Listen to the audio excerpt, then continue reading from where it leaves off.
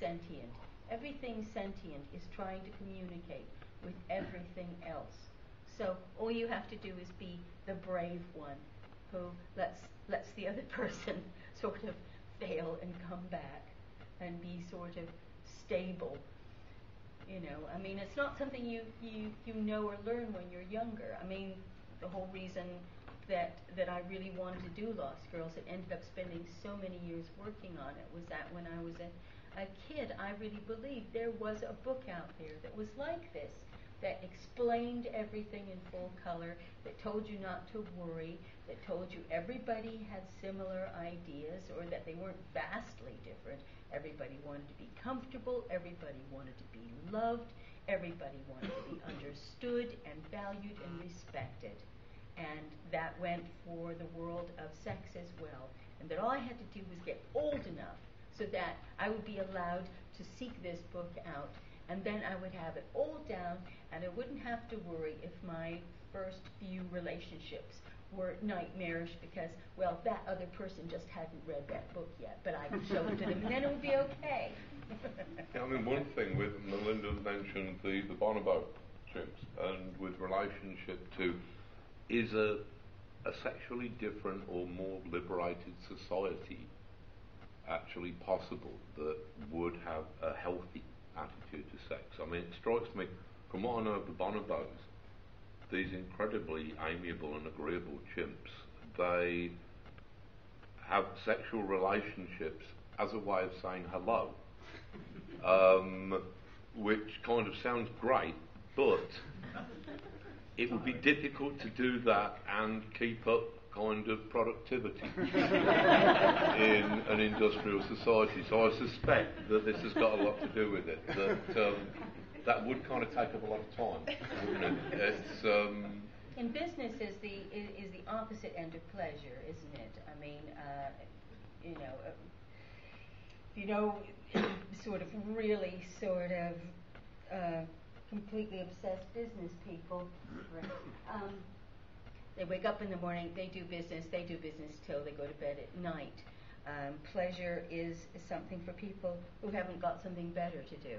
And for people who want to have a lovely time, business is an interruption of their pleasure. And so the industrial age and war would probably never have been possible if people weren't encouraged to think of sex as disgusting and horrible and, tantamount to playing in your own poo. Yeah. Okay, some more questions for Alan and Melinda? Who have we got? Oh, yeah, it's Peter, isn't it? Yes. Alan, I wanted to take up this question of post-civilization, and you mentioned that it's not an if, but when our civilization either collapses or transforms into something that we can no longer recognize. And I'm wondering how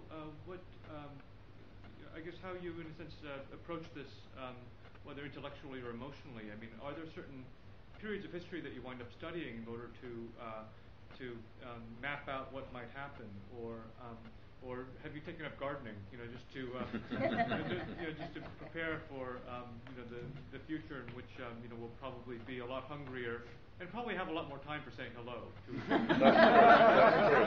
It's going to be a good time for bonobos, isn't it?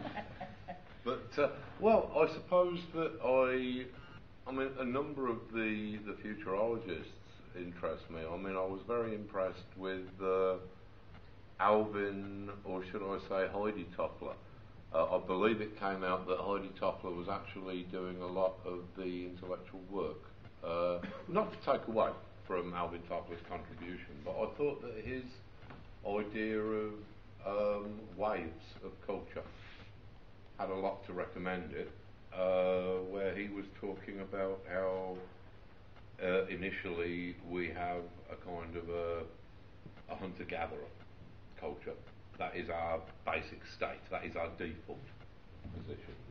Then we have the first wave springing up, which was agriculture. And he was saying that this wave of agriculture has taken, I mean, there are still places in the world that don't have agriculture. I think Papua New Guinea and a couple of other places, but pretty much we've got the idea by now. Over a period of thousands and thousands and thousands of years, we've pretty much got the idea of agriculture. Then the second wave, I think he dated it from around about the end of the 1500s, beginning of the 1600s. He was saying that this was the second wave. This was industrialisation, and that transformed everything, and that is still an ongoing process. He was saying that this age has only lasted a few hundred years, and is already showing signs in the most developed nations of moving into some kind of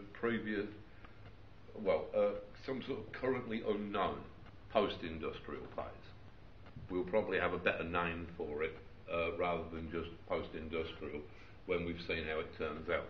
But this is what he called his third wave. This a new way of thinking about things. I am hoping to address this in a madly over-ambitious article in Dodge and Logic 6, where I'm just going to explain basically how I'm going to start from the premise that for all we know, we are the only form of life in the universe. I think that there are good mathematical reasons for saying that that may well be the case, which is a kind of scary thought, isn't it? That sort of there might not be so much as a blot of moss anywhere else in the cosmos, which puts a great deal of responsibility onto us, because if we mess this up, then there might just be a completely unobserved and empty universe until the end of time. So last box of crayons. Yeah, that's it. This might be the whole show right here, and that puts a certain amount of responsibility onto us. So I'm going to attempt in this article to say, all right, is there a way that we could possibly rescue this situation? What would it need? So I'm basically going to try and sort out all the problems in the world. 6 pages, maybe I'll take 8 over it, you know, but... with diagrams? That repeater sketch, and now for something completely different, we're going to solve the problems of the world. Do you remember the Monty Python sketch they had? Yeah. Here's a perfected world that we made earlier. But, yeah, I mean, like, I personally, I am optimistic about it, and that is with a great deal of pessimism, because I know most of the facts.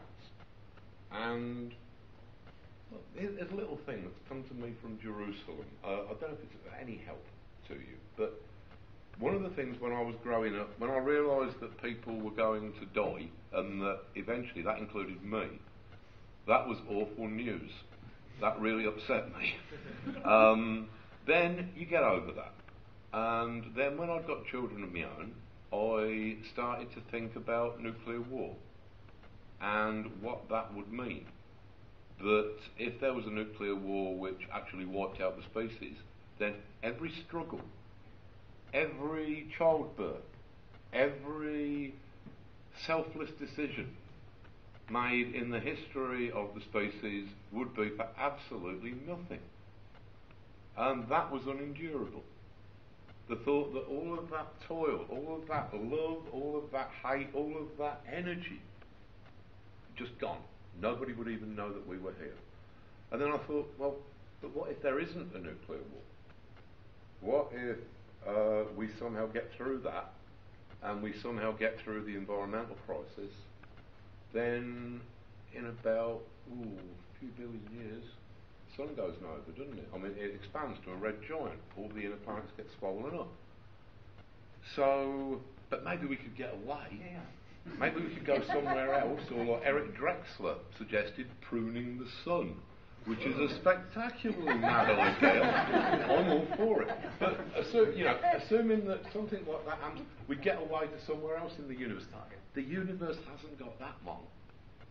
You know, it's sort of eventually, as far as we know, then it either drifts so far apart that the energy is evenly distributed and you get complete entropy and it's just cold forever, or it all falls back in if the